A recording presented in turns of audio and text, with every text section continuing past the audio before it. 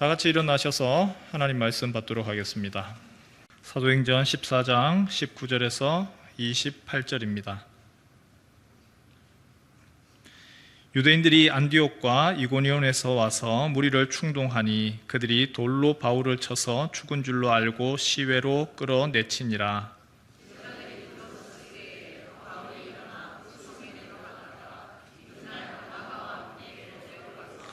복음을 그 성에서 전하여 많은 사람을 제자로 삼고 루스드라와 이고니온과 안디옥으로 돌아가서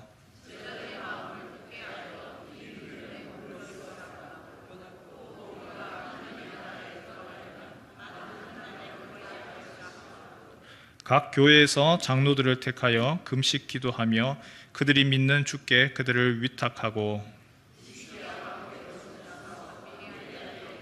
말씀을 버가에서 전하고 아달리아로 내려가서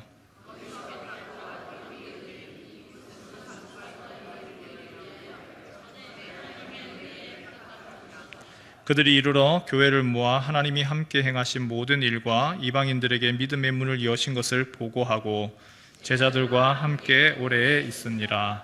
아멘.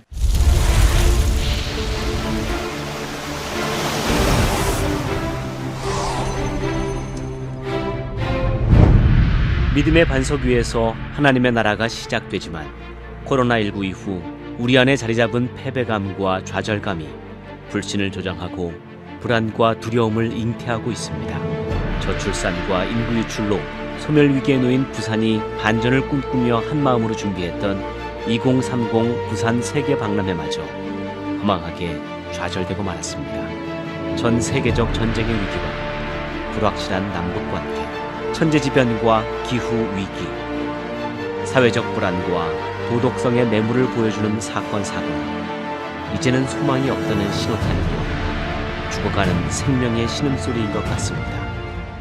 6.25의 참혹함 속에서도 부산으로 모여든 피난민들은 나라를 구해달라고, 생명을 건져달라고 간절히 부르짖었습니다. 특히 해운대 백사장에서 기도운동은 유명한 일이었어요. 시사 참배가 강요되고 할 때도 1939년도에도 소수 신자들이 비밀리 신분을 숨기기 위해서 해운대 백사장에 모여서 기도한 일이 있어요. 6.25 동란 때도 해운대 백사장에 모여가지고 진짜 넘실거리는 바다를 바라보면서 하나님의 자비 없이는 우리가 살 수 없습니다. 간절히 기도했던 것이 해운대 백사장이에요. 부산에 모여든 하나님의 사람들이 새벽을 깨우며 눈물로 통곡하며 차디찬 교회 바닥에 주저앉아 전쟁의 종식과 조국의 평화를 위해 기도할 때 하나님은 그 기도를 들어주셨습니다. 대한민국을 일으켜주셨습니다. 은혜 외에는 설명할 수 없는 수많은 기적이 일어났습니다. 1907년 평양 대부흥, 1973년 빌리그레함 전도집회, 1974년 엑스플로 전도대회, 1980년대 민족복음화 대성대, 2007년 부산 빌리그레함 프랭클린 축제, 2014년 5.25 회개의 날. 기독교 역사의 모든 분기점에는 공통적으로 연합집회가 있었고 목회자를 통한 말씀의 선포 그리고 통곡하는 회개가 있었습니다. 세계 기독교 역사에서 부흥이 일어나는 시기를 보면 패턴이 있지는 않지만 그래도 공통점이 있습니다. 함께 모여서 기도했고 말씀을 전하는 중에 부흥이 일어났다는 겁니다. 아무것도 하지 않으면 아무 일도 일어나지 않습니다. 2024년의 해운대 백사장은 청년들과 다음 세대들에게 새로운 신앙의 광장이 돼 새 시대를 준비할 부흥의 현장이 될 것입니다. 다시 회복을 넘어 부흥으로, 부흥을 넘어 세계 선교의 주역으로. 그 시작이 바로 98 해운대 성령 대집회가 될 것입니다.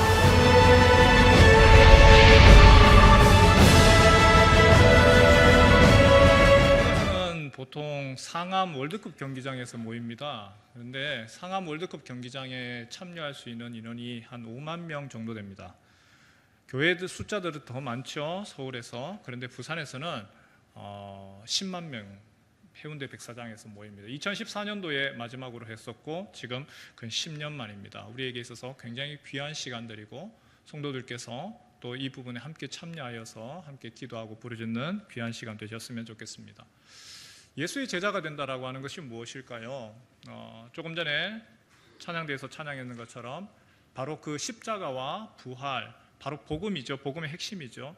예수 십자가의 보혈, 그 보혈을 우리가 자랑하고 그 보혈을 증거하고 외치는 것이고, 또한 우리는 죽습니다. 그러나 죽음으로 끝나는 것이 아니라 다시 살아날 것, 그 부활, 그리스도의 부활을 전하는 것, 그것이 또 부활의 삶을 살아가는 것이 그리스도인의 삶입니다. 그래서 예수의 십자가와 부활, 이것은요 교회 안에서만 머물 것이 아니고 우리가 살아가는 모든 곳에서 그 십자가의 삶을 살아가야 되고 부활의 삶을 살아가야 되는 것이죠. 하지만 이 십자가와 부활을 외치고 증거할 때에 환영받느냐, 그 십자가와 부활의 삶을 살아갈 때에 모든 사람들이 좋아하고 그리고 기뻐하느냐, 그렇지는 않거든요. 두 가지 반응이 항상 일어났었죠. 하나는 환영합니다, 환호합니다. 그 십자가와 부활에 매료되어서 나도 그렇게 살겠습니다 라고 하는 이가 있는 반면에, 반대로 오히려 거부합니다, 모욕합니다, 조롱합니다. 거기에 대해서 돌팔매질하는 경우도 있지요. 오늘 성경 말씀이 그렇습니다. 우리가 14장 뒷부분을 읽었지만 14장 전반적으로 한번 보았으면 좋겠어요. 14장 1절과 2절 말씀을 같이 한번 볼까요? 1절과 2절에 보니까 그 복음 앞에서 나타나는 두 가지 반응이 있습니다. 먼저는 환영이죠. 우리 1절 말씀 같이 한번 읽겠습니다. 시작. 이에 이고니온에서 두 사도가 함께 유대인의 회당에 들어가 말하니 유대와 헬라의 허다한 무리가 믿더라. 환영합니다, 받아들입니다. 믿는 자들이 분명히 있습니다. 한 명이든지 두 명이든지 간에 복음이 증거될 때에는 환영하고 받아들입니다. 그러나 또 두 번째 반응도 한번 볼까요? 다른 반응도 있죠. 같이 한번 읽죠. 시작. 그러나 순종하지 아니하는 유대인들이 이방인들의 마음을 선동하여 형제들에게 악감을 품게 하거늘 거부합니다. 거부해요. 어떻게 거부를 하죠? 거부할 때에 본인만 거부하는 것이 아니라 다른 사람들을 부추깁니다. 다른 사람들의 마음을 선동을 합니다. 악감을 품게 합니다. 헬라어의 성경에서는 헬라어로는 뭐라고 했느냐 하면 오이 아페이스 산테스라고 해서 믿지 않는 사람들, 순종하지 않는 사람들, 이들이 순종하지 않으면서 믿지 않으면서 다른 사람들의 마음에 악한 마음들의 씨를 뿌리더라. 자기 혼자만 믿지 않는 것이 아니라 다른 사람들까지도 방해를 합니다. 5절을 한번 볼까요? 사도들에게 이런 일들을 하죠. 이방인과 유대인과 그 관리들이 두 사도를 모욕하며 돌로 치려고 달려드니, 전도자에게 복음을 전하는 이들에게 모욕을 하고 조롱을 하고 그리고 우습게 여기고 돌로 치려고 합니다. 그래서 사도들이 할 수 있는 거 그 앞에서 다투고 싸우고 하지 않죠. 사도들이 하는 일들, 모욕당하고 조롱당하고 반대를 당하면 당할수록 그들이 할 일은 하나님 앞에 엎드리는 겁니다. 3절을 한번 볼까요? 그러한 반대 가운데서 모욕당하고 조롱당할 때 하나님이 하시는 일이 소개가 되죠. 3절 말씀 같이 한번 읽겠습니다. 시작. 두 사도가 오래 있어 주를 힘입어 담대히 말하니 주께서 그들의 손으로 표적과 기사를 행하게 하여 주사 자기 은혜의 말씀을 증언하시니, 우리가 그리스도의 십자가와 부활을 전할 때에 내 힘으로 하는 것이 아니죠. 그 힘이 아니라 도우시는 하나님이 함께 하시기 때문에 성령께서 도우시지 않으면 안 되는 거죠. 사도들이 모욕을 당합니다. 조롱을 당합니다. 사람들이 악감정을 가지고 반대를 합니다. 그러나 하나님은 그 사도들을 붙드시는 것이죠. 가는 곳마다 표적이 일어나고, 그리고 3절 제일 뒤에 보니까 자기 은혜의 말씀을 증언하시더라. 오히려 더욱더 은혜의 말씀을 전하더라. 그런데 그 은혜의 말씀을 전하면 전할수록 오히려 환영하고 좋아하는 사람도 있지만, 오히려 은혜의 말씀이 선포되면 선포될수록 오히려 싫어하고 거부하는 사람들은 더 싫어하는 거죠.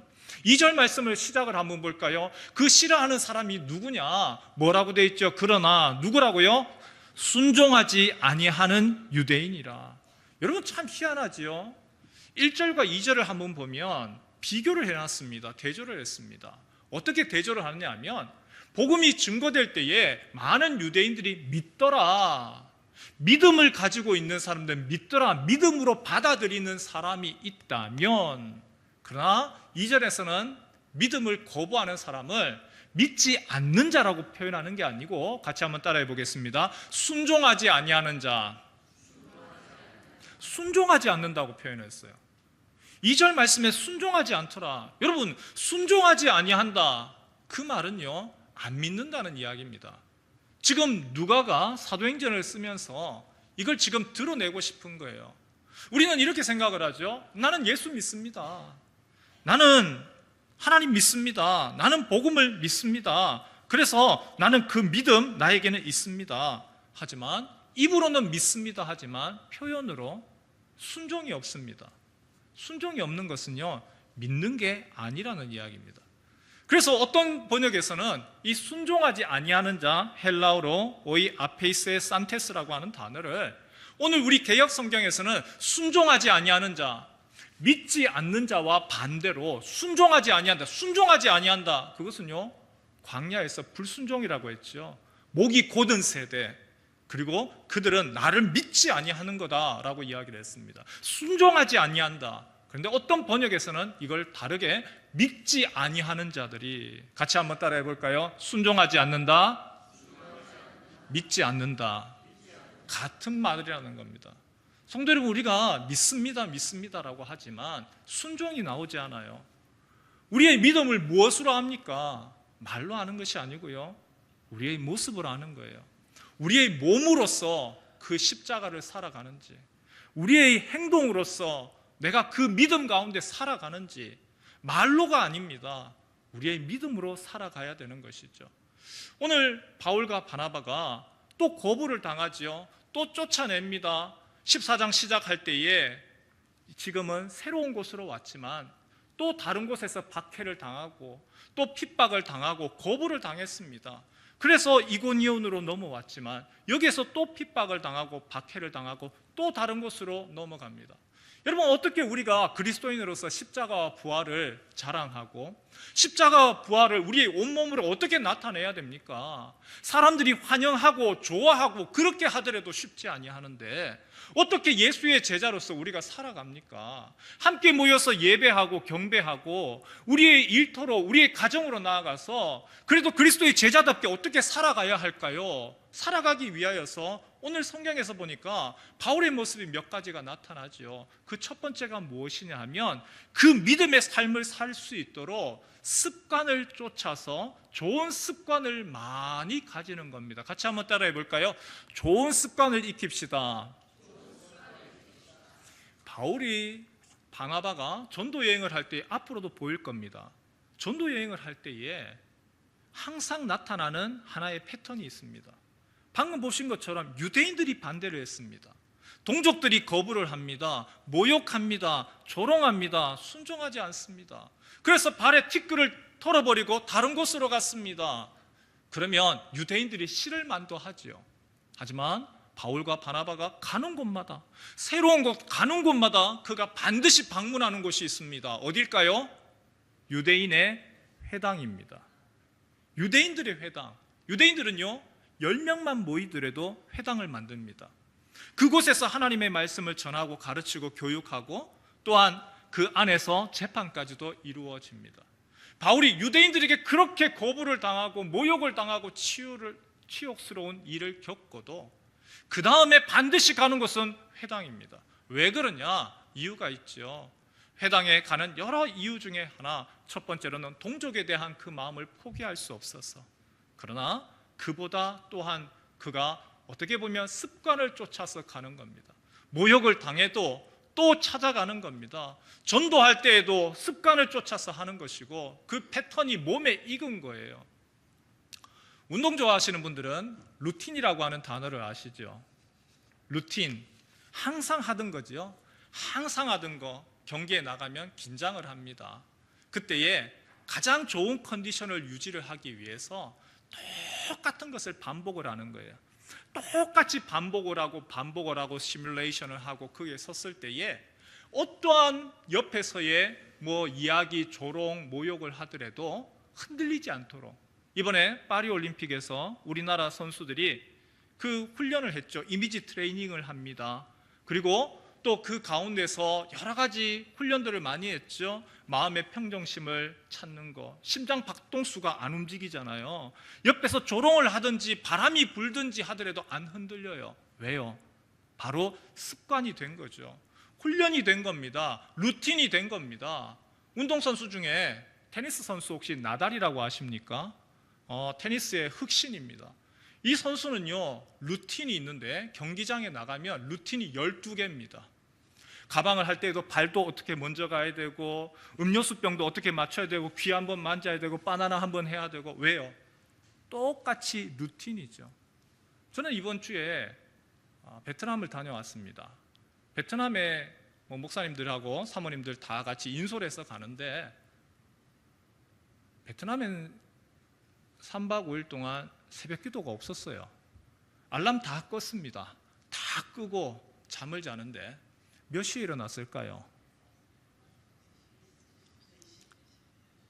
한국 시간으로 정확하게 제가 베트남에서 일어났는데 베트남 시간 3시 반이더라고요.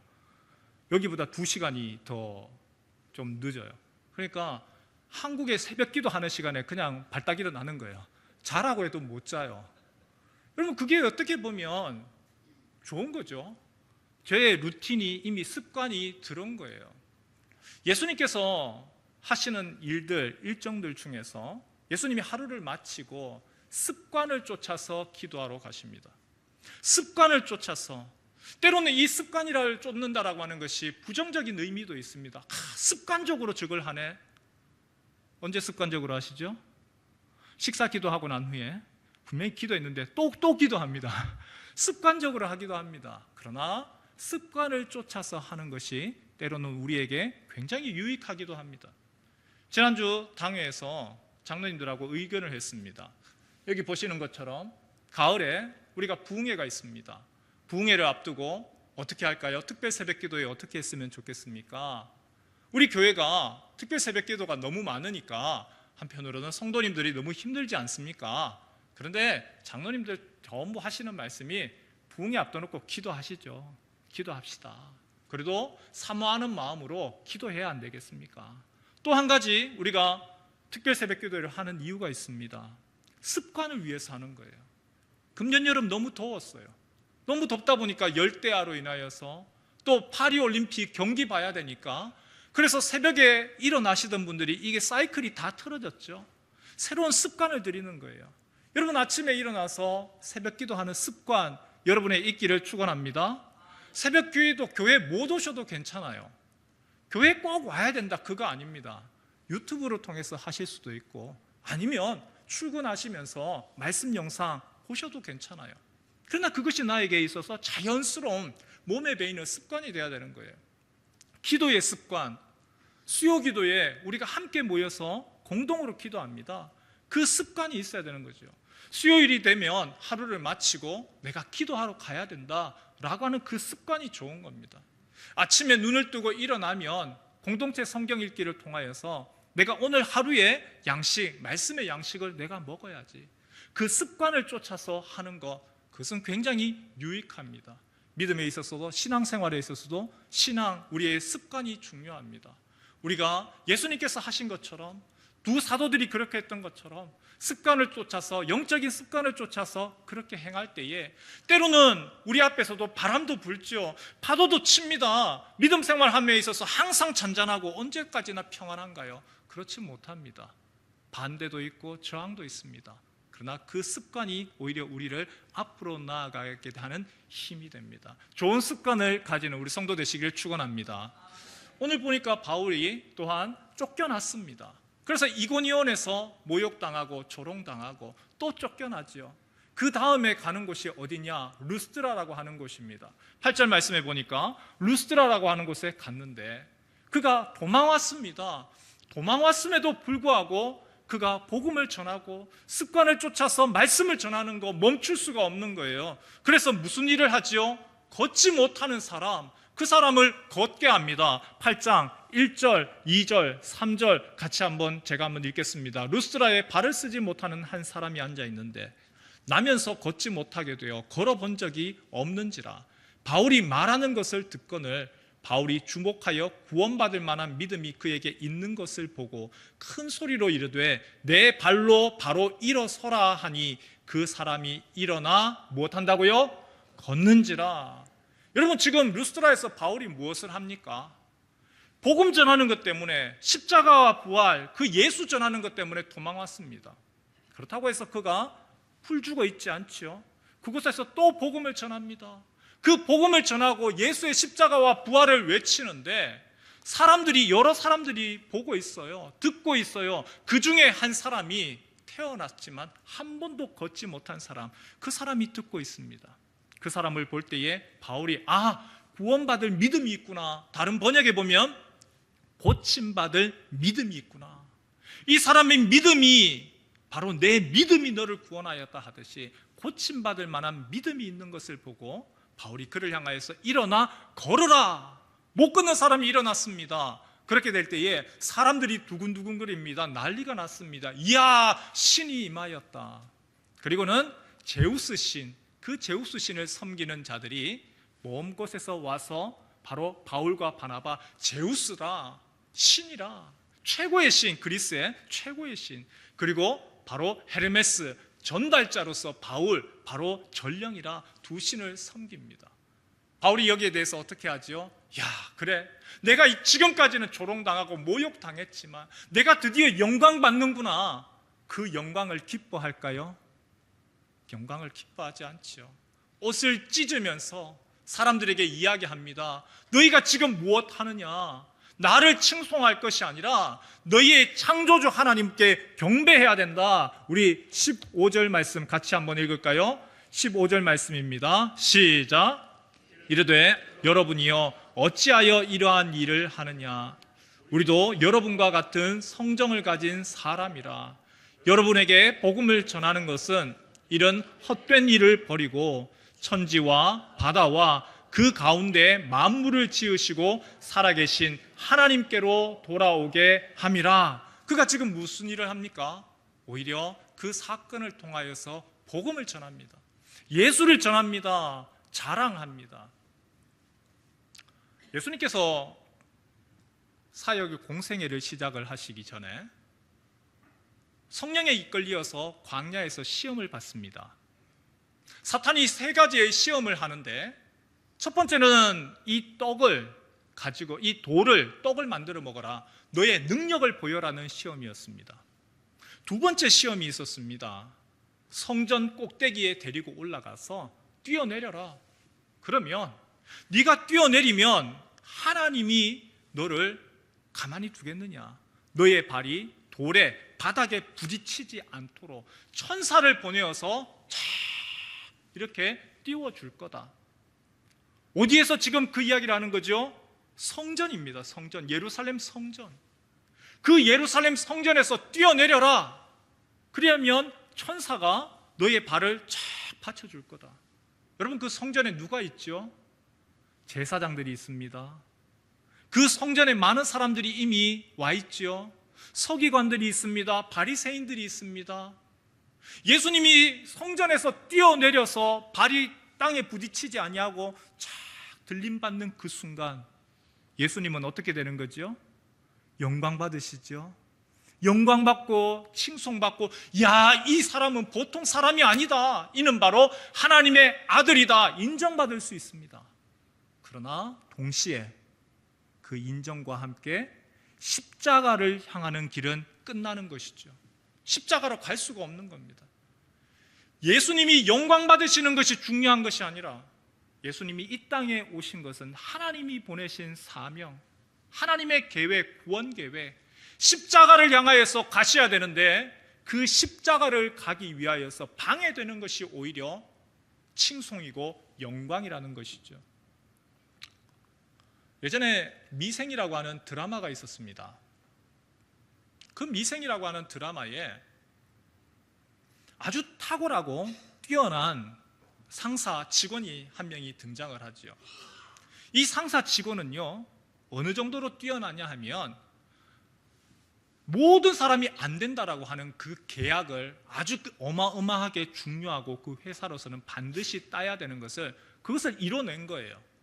그것을 결국은 딱 이뤄냈습니다. 계약이 성사가 됐습니다. 옆에 있던 직원들이 환영합니다. 야, 우리가 이게 해냈다고. 너 정말 대단하다고. 그 어려운 걸 해냈다고. 드디어 정말 큰 거 했다고. 처음에는 칭송을 듣고 환영을 들어요. 그 환영을 들으니까 뿌듯합니다. 야, 내가 회사 위에서 이렇게 해냈구나. 기분이 아주 좋았습니다. 그런데 시간이 지나면서 이런 생각이 듭니다. 내가 회사를 위해서 그렇게 수고를 했지만 나에게 남는 것은 뭐지? 내가 회사 위에서 이렇게 수고했지만 내가 고작 이 보상, 이거 위해서 내가 이렇게 했는 건가? 혼돈이 오기 시작을 했습니다. 바로 그때쯤 파트너인 회사에서 뒷돈을 쿡 찔러줍니다. 아, 안 돼요, 안 돼요. 그런데 그 뒷돈을 딱 보니까 상당합니다. 눈 감고 받았습니다. 보상이 솔찬하게 괜찮습니다. 시간이 지나면서 그게 점점 당연시 되어집니다. 다른 회사에 가서는 아예 대놓고 얼마를 요구를 합니다. 그리고는 더 크게 바늘도둑, 소도둑 된다고 아예 유명 페이퍼 컴퍼니를 만들어 놓고 아예 거기에서 자기가 작정하고 회사 돈 얼마를 유용하는 거 너무나 당연하게 생각하는 거죠. 왜요? 내가 수고했는데 왜 내가 보상을 받지를 못해? 거기에 대한 원망이 오히려 변질되게 만든 것이죠. 바울을 향하여서 지금 너 대단하다, 너 정말 어마어마하다 라고 할 때에 바울이 지금 무엇을 하죠? 너희가 왜 나를 칭송하느냐? 나를 칭송할 것이 아니라 이 일을 행하신, 천지를 만드신 하나님을 보아야지 지금 왜 나를 칭송하느냐? 한 번씩 방송에서 나오는 이단들 이야기가 나옵니다. 교주들, 그 교주들을 보면요 참 대단해요. 어떻게 한 사람이 1000명, 10,000명을 막 움직여요. 서울에서도 지금 JMS의 난리라고 방송에서 아무리 얘기를 해도요, 그 JMS 아니라고, 우리 선생님 그런 분 아니라고 지금도요 방송국 앞에서 20대 30대 초반이 지금도 피켓 들면서 우리 선생님 그거 아니라고 하고 있습니다. 여러분, 그들이요 대단한 능력이 있는 사람들입니다. 비교할 수 없는 능력들이 많았습니다. 어떤 분은요, 제가 직접 얘기를 들었는데 그 교회에 가면 다리가 낫는데요, 발목을 이게 부축을 해가지고 그것을 부목을 가지고 갔습니다. 그리고 병이 나았어요. 병이 나아서 그 교회에는 쫙 붙여놨습니다. 그것을 전부 다 보란 듯이. 그런데 점점 사람이 변해갑니다. 언제 변하지요? 칭송을 듣고 영광을 받고 대단한 높임을 받을 때에 사람이 변질되어져 가는 것이죠. 오늘 우리의 모습도 마찬가지지 않습니까? 십자가와 부활을 우리가 이야기를 합니다. 주님 위하여서 제자 됩시다 이야기합니다. 주께서 나에게 요구하시는 거 내가 아멘으로 감사하겠습니다, 그렇게 순종하겠습니다라고 다짐을 합니다. 하지만 시간이 지나면 지날수록 또 변질되어져 가죠. 내가 왜 이런 고생하고 있지? 잘한다, 수고한다, 인정의 말 한마디 없으니까 그 마음이 서운함이 듭니다. 내가 이런 대접받으려고 여기서 이러고 있는가? 나는 그런 사람이 아닌데. 그러면서 그 마음이 흔들려 가는 것이죠. 여러분, 십자가와 부활 어떻게 우리가 나아갑니까? 십자가와 부활은요, 내가 영광 받는 것이 아니라, 내 영광이 아니라 이 영광을 하나님께로 돌리지 아니하면 나 또한 그 십자가와 부활을 쫓아갈 수가 없습니다. 베드로가 물 위를 걸어갑니다. 예수님만 바라보고 나아갈 때에는 물 위를 걸어가는 어마어마한 능력이 있었습니다. 하지만 예수님이 아니라 바람이 휘 불 때에 그 바람 부는 순간 쑥 물속에 빠졌습니다. 우리가 있어서 신앙생활함에 있어서 참 중요한 부분이 이 부분이 아닌가 싶습니다. 예수 바라보고 나아가는 성도 되시길 축원합니다. 그렇지 않으면 우리의 마음에 시험과 서운함이 듭니다. 우리도 변질되어져 갑니다. 여기 계시는 모든 분들, 저를 포함해서 모든 분들이 처음 시작은 좋았지만 왜 마지막이 변질되죠? 나도 모르게 그 인정에서의 욕구, 잘한다 칭찬에서의 욕구, 그것이 채워지지 않을 때에 섭섭함이 들기 때문인 것이죠. 세 번째, 바울과 바나바가 전도 여행을 하면서 십자가와 부활을 끊임없이 포기하지 않을 수 있었던 한 가지 이유가 있습니다. 큰 영광 받을 때에, 그 영광 받을 때에 거부를 했습니다. 나는 신이 아니라 하나님께만 영광을 돌려라. 그렇게 했을 때에 가만히 있었으면 영광 받았을 것인데, 아무 어려움 없었을 것인데 그렇게 하지 않았죠. 거부를 했기 때문에 오히려 돌을 맞는 일이 생깁니다. 19절 말씀 같이 한번 볼까요? 19절 말씀에 이렇게 되어 있죠. 19절 우리 같이 한 목소리로 읽겠습니다. 시작. 유대인들이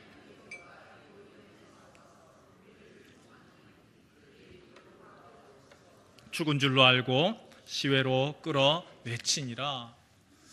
오늘 우리가 해운대에서 부산 지역에 있는 모든 교회들이 연합하여서 집회를 하죠.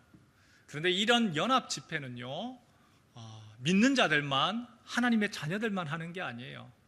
악한 이들도 연합합니다. 악인들도 같이 연합을 해요. 오늘 지금 19절이 그 얘기예요. 안디옥에서, 이고니온에서, 또 바울을 괴롭히던 자들이 함께 와서 충동질을 하는 겁니다. 악인들이 충동질을 합니다. 무슨 충동질을 하죠? 바울을 향하여서 거부하게 합니다. 그리고 돌을 던집니다. 돌에 맞아서 거반 죽은 것 같은 것을 보고 바울을 던져버렸습니다. 성 밖에 이젠 죽었다. 그런데 그들이 돌아가고 난 후에 바울이 툴툴툴 털고 일어나죠.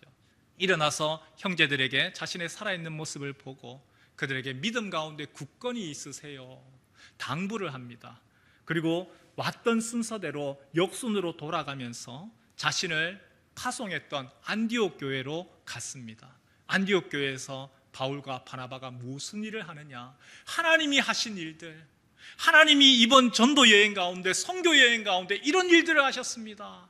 하나님이 이 일들을 행하셨습니다. 그것을 이야기하고 안디옥에 있던 교회 성도들에게 힘을 얻게 하고, 또한 바울과 바나바가 위로를 얻었던 것이죠.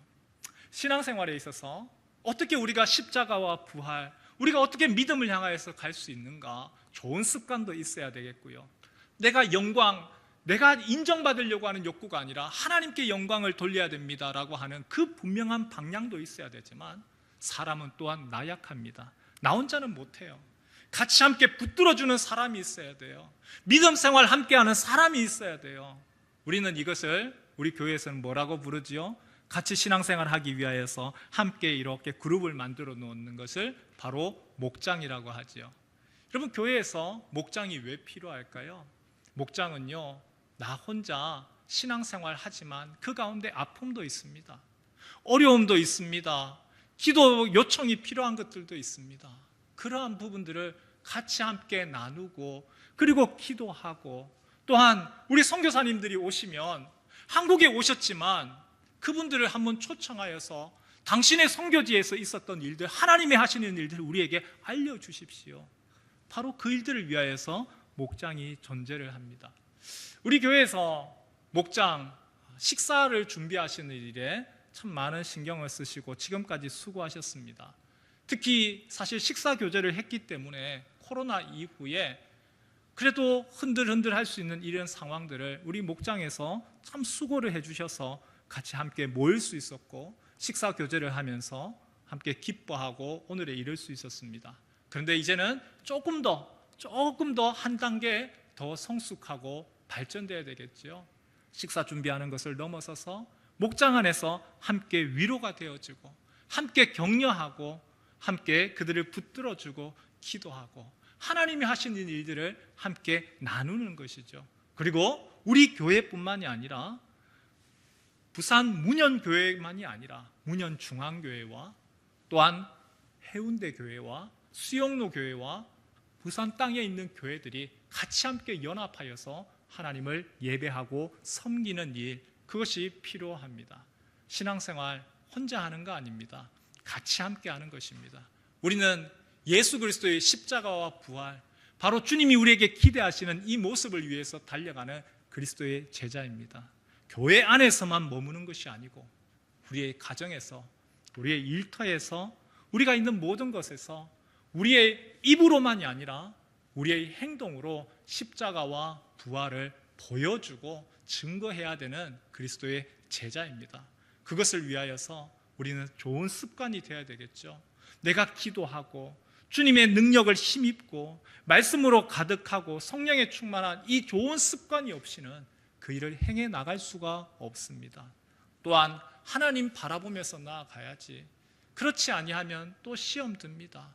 영광을 기대하고 좋은 것을 기대했는데 바람 불면 또다시 흔들릴 수밖에 없는 것이죠. 그래서 그런 훈련도 필요하고요. 나 혼자 신앙생활 하는 거 아니죠.